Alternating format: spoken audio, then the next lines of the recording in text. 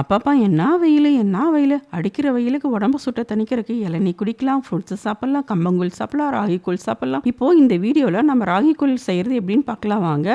இந்த ராகி கூழ் செய்கிறதுக்கு எல்லாரும் பச்சரிசி குருணை தான் யூஸ் பண்ணுவாங்க. இங்கே சிறுதானியம் யூஸ் பண்ணியிருக்கு. குதிரைவாலி, சாமை, திணை, வரகு இந்த மாதிரி எது வேணால் யூஸ் பண்ணிக்கலாம். நான் இந்த வீடியோவில் குதிரைவாலி யூஸ் பண்ணியிருக்கேன். இந்த குதிரைவாலியை 1/2 hour ஊற வச்சா போதும். ஒரு பாத்திரத்தில் தேவையான அளவு தண்ணி ஊற்றி தண்ணி கொதித்ததும் ஊற வச்சா குதிரைவாலியை போட்டுக்கோங்க. பச்சரிசிக்கு பதிலாக குதிரைவாலி யூஸ் பண்ணும்போது ரொம்ப டேஸ்ட்டாக இருக்கும்.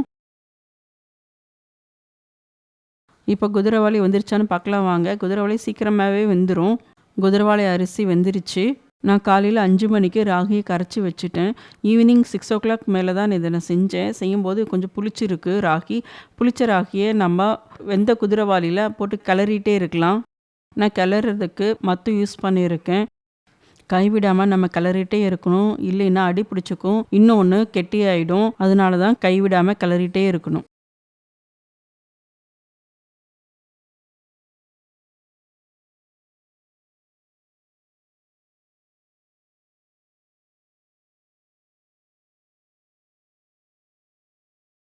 சிம்மில் வச்சு கொஞ்ச நேரம் கொதிக்க விடுங்க. மேலே தெறிக்காமல் இருக்கிறதுக்கு கொஞ்ச நேரம் தட்டை வச்சு மூடிக்கோங்க.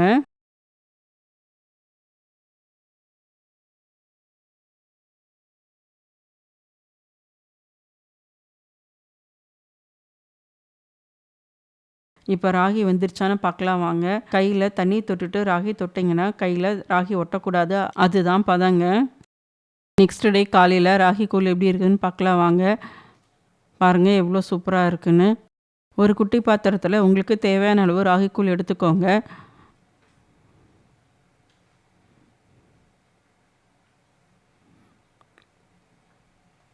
பொடியாக நறுக்கிய வெங்காயத்தை போட்டுக்கோங்க.